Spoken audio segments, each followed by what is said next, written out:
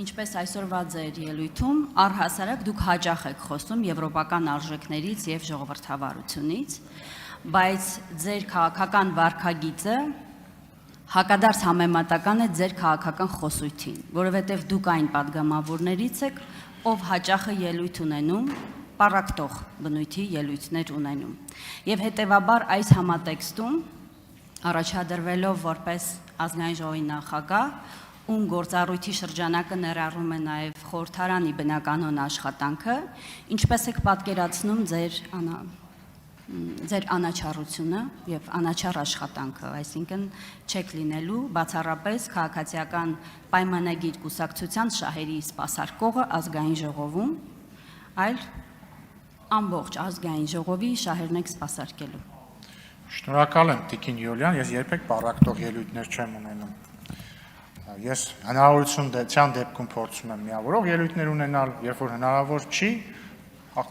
հայտնում եմ իմ կարծիքը, որը կարող է լինել սուր, որին դուք բնականաբար չեք համաձայնի, բայց դա էլ քաղաքականության մաս է։ Ինչ վերաբերում է անաչառությանը։ Դե կրկնում եմ, Հայաստանի Սահմանադրությունը չի նախատեսում, որ ազգային ժողովի նախագահ պետք է քաղաքականապես անաչառ լինի։ Բայց նախատեսում է, որ պիտի անաչառ վարի նիստերը, երբ որ իր նիստը նախագահելու իր գործառույթն է իրականացնում, ավելին Սահմանադրությունը չի նախատեսում, բայց ընդհանուր առմամբ դա է իմաստը, որ պետք է անաչառ կերպով վարի նիստերը, եւ նաեւ ադմինիստրատիվ իմաստով։ Գաղտնիք չէ, որ ազգային ժողովի նախագահը ադմինիստրատիվ իմաստով ազգային ժողովի որպես ինստիտուտի ղեկավարն է, եւ ես կարծում եմ ձեր խմբակցության պատգամավորները եւ մյուս խմբակցության պատգամավորները այս մի քանի օրվա ընթացքում տեխնիկական հարցերով ամեն դեպքում իմ կողմից անաչառության բացակայություն չեն տեսել, խոսքը վերաբերում է սենյակների հատկացմանը, տեխնիկական միջոցների հատկացմանը եւ այսպես շարունակ։ Իդեպ ինձ հայտնեցին, որ Ուժեղ Հայաստան խմբակցությունը հարցրել է, թե արդյոք կարող են վերանորոգել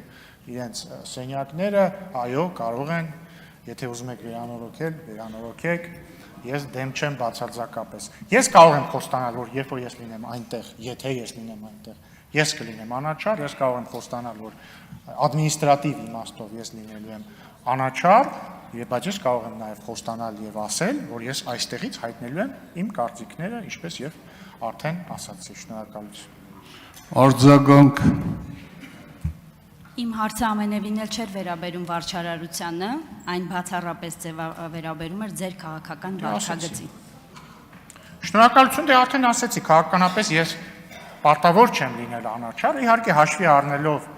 որ ամեն դեպքում, եթե ինձ տան այդ վստահության կվեն, հաշվի առնելով ինձ զբաղեցրած պաշտոնը, կփորձեմ մեկ աստիճան ավելի, ինչ ասեմ, ավելի քիչ սուր լինել, բայց չեմ խոստանում, որ ընդհանրապես սուր չեմ լինի, բայց խոստանում եմ, որ եթե լինի փոխադարձություն, բնականաբար կպահեմ բարեկրթության կանոնները եւ բարեկրթության կանոնները, բայց փոխադարձության բացակայության դեպքում էլ կպահեմ այդ կանոնները, ուղղակի շատ ավելի սուր եւ կարծում եմ մեր գործընկերներն էլ շատ ավելի սուր կլինեն եւ կոշտ քաղաքական իմաստով։ Շնորհակալություն։